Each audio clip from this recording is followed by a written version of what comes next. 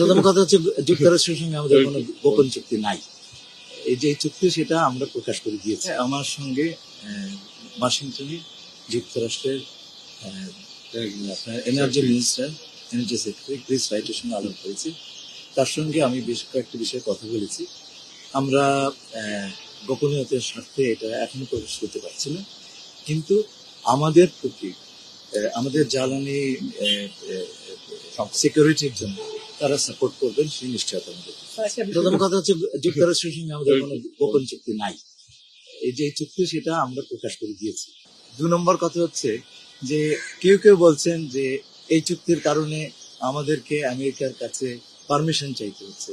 একেবারে মিথ্যে কথা।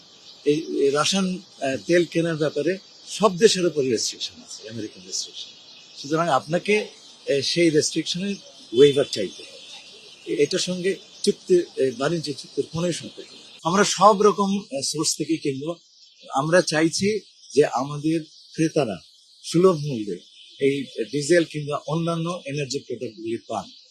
দুনিয়াতে আমরা সবচাইতে সাশ্রয়ী যে সমস্ত সোর্স, সেটা ভারত হোক, সেটা মধ্যপ্রাচ্য হোক, সেটা যুক্তরাষ্ট্র হোক, আমরা সব জায়গাতেই চেষ্টা করি। এটা ছিল সৌজন্য সাক্ষাৎ, এবং এই সাক্ষাতের সুযোগে দুই দেশের সম্পর্ক এবং সম্পর্কটা আমরা কোথায় নিয়ে যাব সেই সম্পর্কে সাধারণ আলোচনা হয়েছে। এবং যে বিষয়গুলো এসেছে তার মধ্যে হচ্ছে দুই দেশের বর্তমান সহযোগিতা, বিশেষ করে এনার্জি, বাণিজ্য, উন্নয়ন সহযোগিতা, এবং সেই সাথে রোহিঙ্গাদের যে সাহায্য যুক্তরাষ্ট্র দিয়ে যাচ্ছিল, তারা পৃথিবীর সবচেয়ে বড় ডোনার রোহিঙ্গাদের জন্য, সেটা তাদের সাহায্য অব্যাহত রাখা, এই বিষয়গুলো আলোচনা। রাশিয়ার কাছ থেকে তেল কেনার বিষয়ে তারা কোনো অবজেকশন বা কোনো কিছু জানিয়েছে কিনা, বা কোনো এই বিষয়ে আলোচনা আকসা দিসুমিয়া নিয়ে কোনো আলোচনা হয়েছে? না, হয়নি।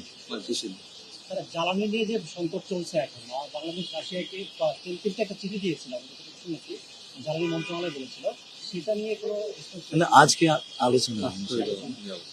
আর মাননীয় প্রধানমন্ত্রী স্বাভাবিকভাবে উনি প্রায় 2 মাস দায়িত্বকাল, তিনি বিদেশ সফরের বিষয়ে কোনো দেশে যাওয়ার বিষয়ে এখন পর্যন্ত এখনই সিদ্ধান্ত